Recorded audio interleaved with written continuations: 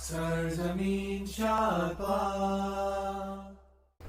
Assalamu alaikum, I'm Manar from Morocco and you're watching Moroccistani Reactions. In today's video, I'll react to a video by Infomentary, Secrets of Memorizing Quran Fast and Easy, Life-Changing Hacks.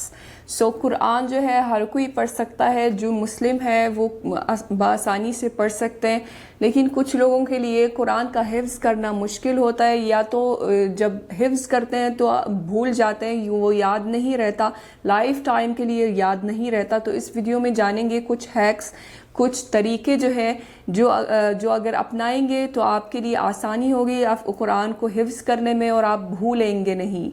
सो आइए video start करते हैं। 1 2 3। एक हाफिज़े कुरान को इस दुनिया और मरने के बाद कौन सा बड़ा एहसास दिया जाता है? ये ऐसा राज है जिसे आप जान गए तो अभी से कुरान को याद करना शुरू कर देंगे। वो राज क्या है और कुरान को आसानी से याद करने का फार्मूला क्या है, ये सब आज की इस वीडियो में। दुनिया में सबसे ज्यादा मेमोराइज्ड किताब कुरान आपके सामने है। आम तौर पर इंसान को किसी किताब के एक पैराग्राफ को याद करने में मुश्किल होती है, लेकिन इतनी बड़ी किताब यानी कुरान आज करोड़ों लोगों को जुबानी याद कैसे है? इसमें कोई शक नहीं कि कुरान हिफ्ज़ करने के कई सारे तरीके हैं। ऐसी किताब जिसमें स्पेस, मैथ्स, कोडिंग, जिंदगी के उसूल और अनगिनत मालूमात हैं, जिन्हें याद करना वाकई एक मुश्किल काम नजर आता है, लेकिन यकीन करें कुरान दुनिया की वाहिद किताब है जिसे याद करना इस दुनिया में सबसे आसान काम है। बस इसके याद करने का तरीका आपको मालूम होना चाहिए। आपकी स्क्रीन पर ये एक पाई बनी है जिसमें पूरा कुरान मौजूद है। 45% कुरान सिर्फ 72 अल्फाज पर मुश्तमिल है, जिनमें प्रोनाउंस, प्रीपोजिशंस, डिमॉन्स्ट्रेटिव प्रोनाउंस और क्वेश्चन वर्ड्स वगैरह शामिल हैं। कुरान में ये सब सैकड़ों बार इस्तेमाल हुए और इनमें से कुछ हजारों दफा भी। 20% कुरान सिर्फ 100 अल्फाजों पर मुश्तमिल है और ये 100 अल्फाज नाउन्स यानी इसम है। फिर बाकी 20% कुरान 200 अल्फाज पर मुश्तमिल है और ये 200 अल्फाज आम इस्तेमाल होने वाले वर्ब्स हैं। इस पाई को समझ लेने के बाद और इन अल्फाज को समझने के बाद आप कुरान को आसानी से समझ सकते हैं और आसानी से याद कर सकते हैं। जैसे कि पहले जिक्र हो चुका कि किसी भी किताब को याद रखना बड़ा मुश्किल काम है, लेकिन ये कुरान का बुलंद मर्तबा है कि अल्लाह पाक ने इसको याद करना बड़ा आसान कर दिया है। यही वजह है कि छोटे छोटे बच्चे भी आसानी से इसे अपने सीने में महफूज कर लेते हैं। लेकिन असल कमाल महज कुरान को याद कर लेना नहीं, बल्कि आखिरी सांस तक इसको याद रख पाना असल कमाल है। कुरान करीम को हमेशा याद रखने के लिए मुसलसल इसको पढ़ते रहना निहायत ज़रूरी है, लेकिन इसके भी कुछ उसूल व ज़वाबित हैं जिन पर अमल से कुरान को हमेशा याद रखना निहायत आसान हो जाता है। कुरान को हिफ्ज़ करने का सबसे आसान तरीका ये है कि जो आयत या सूरत आपने याद की हो उसे नमाज में तिलावत करें। जब दिन में 5 बार नमाज में आप वो दोहराओगे तो यकीनन ये आपको मरते दम तक याद रहेगा।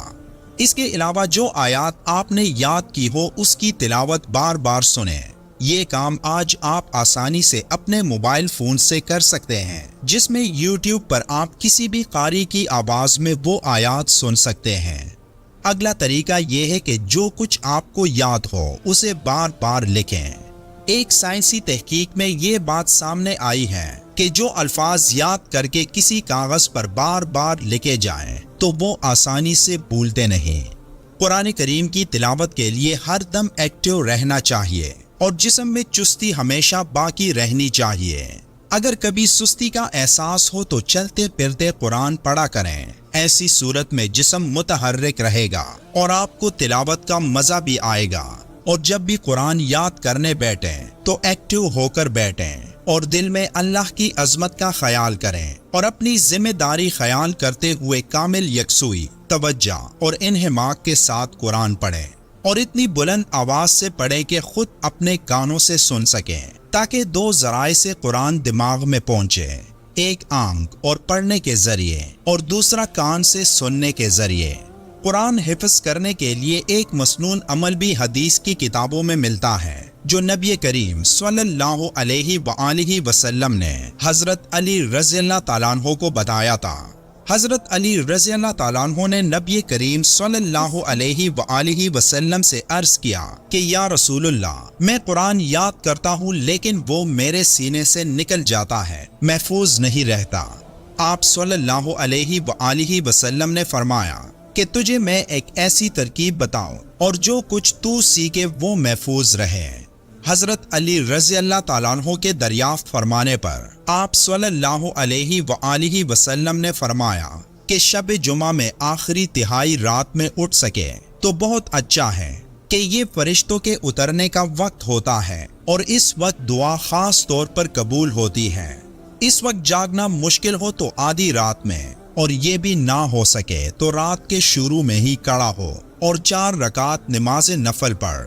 پہلی رکعت میں سورہ فاتحہ کے بعد سورہ یاسین، دوسری رکعت میں سورہ فاتحہ کے بعد سورہ الدخان، تیسری رکعت میں سورہ فاتحہ کے بعد سورہ الف لام میم سجدہ، اور چوتھی رکعت کی التحیات سے فارغ ہونے کے بعد اللہ تعالیٰ کی حمد و ثنا اور مجھ پر درود و سلام بھیج، تمام انبیاء پر درود بھیج، اور اس کے بعد تمام مؤمنین اور تمام مرحوم مسلمانوں کے لیے استغفار کریں۔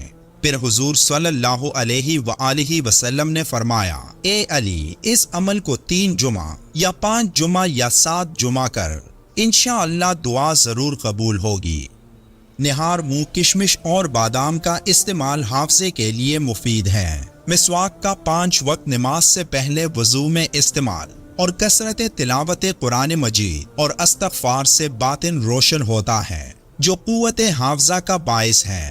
حافظہ اور ذہانت پر کم نیند اور بے خوابی زہر کا اثر کرتی ہے، اس سے ذہنی الجھن پیدا ہوتی ہے، لہٰذا اپنی نیند پوری کرنے کے اہتمام کے ساتھ دوپہر کے اوقات میں قیلولہ کی عادت ڈالیں۔ قیلولہ کیا ہے، اس بارے میں آپ ہماری یہ ویڈیو دیکھ سکتے ہیں۔ قیلولہ سے ذہن بیدار رہنے کے ساتھ حافظہ بھی اچھا ہوتا ہے۔ آئندہ روز سنانے والا سبق مغرب کے بعد یاد کرانے کا اہتمام کریں۔ رات سونے سے پہلے 1 مرتبہ سبق دہرائیں اور صبح اٹھنے کے بعد وضو و نماز سے فراغت کے بعد سب سے پہلے رات کو یاد کیا ہوا سبق دہرائیں اور 1 مرتبہ سنوانے کا اہتمام کریں۔ حافظ قرآن اور قرآن پڑھنے اور پڑھانے والوں کو نبی کریم صلی اللہ علیہ وآلہ وسلم نے سب سے بہتر قرار دیا ہے، جیسا کہ ایک حدیث شریف میں ہے، یعنی تم میں سے سب سے اچھا وہ ہے جو قرآن سیکھے اور دوسروں کو سکھائے۔ اس کا اعزاز محض دنیا تک محدود نہیں ہوتا، جیسے کہ رسول اللہ صلی اللہ علیہ وآلہ وسلم نے شہدائے احد کے ساتھ ایسا معاملہ فرمایا تھا کہ جو قرآن کو زیادہ یاد رکھنے والا تھا اسے قبر میں پہلے اتارا گیا، پھر جو اس کے بعد زیادہ یاد رکھنے والا تھا اسے اتارا گیا۔ یعنی کہ حافظ قرآن کی فوقیت و برتری کا لحاظ مرنے کے بعد بھی ہوتا ہے۔ اللہ ہم سب کو قرآن پڑھنے اور اس پر عمل کرنے کی طاقت عطا کرے۔ ویڈیو کے آخر میں ایک بار درود شریف پڑھیں۔ ملتے ہیں ایک اور ویڈیو میں، تب تک کے لیے اللہ حافظ۔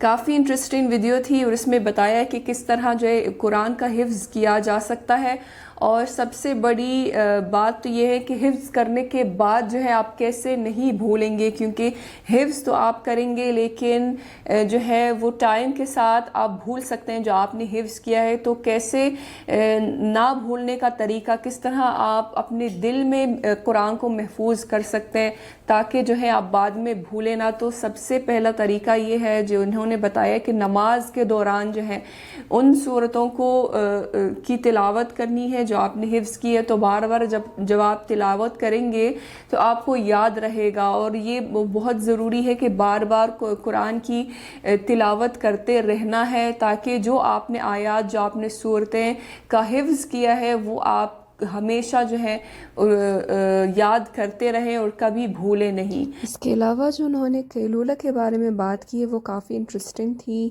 اور ماشاءاللہ جو ہے وہ حافظ قرآن پوری دنیا میں سے ہیں. عرب اور عجم جو ہیں وہ بھی قرآن کی حفظ کرنے کا خاص اہتمام کرتے ہیں. پاکستان میں بھی ماشاءاللہ بہت سے حافظ قرآن ہیں، اور قرآن کا حفظ جو ہے بہت بڑا کام ہے، اور اس کا بہت بڑا ثواب ہے، بہت بڑا اجر ہے. اللہ تعالی ہمیں قرآن پڑھنے کی اور اس پر عمل کرنے کی توفیق عطا فرمائے. آمین ثم آمین. سو یہ تھی آج کی ویڈیو. امید ہے کہ آپ سب کو پسند آئی ہوگی. ملتے ہیں انشاءاللہ نیکسٹ ویڈیو میں. ٹل دین اپنا بہت خیال رکھیے گا. فی امان اللہ. دل سے میں نے دیکھا پاکستان، جہاں سے میرا دھرتی پہ ہی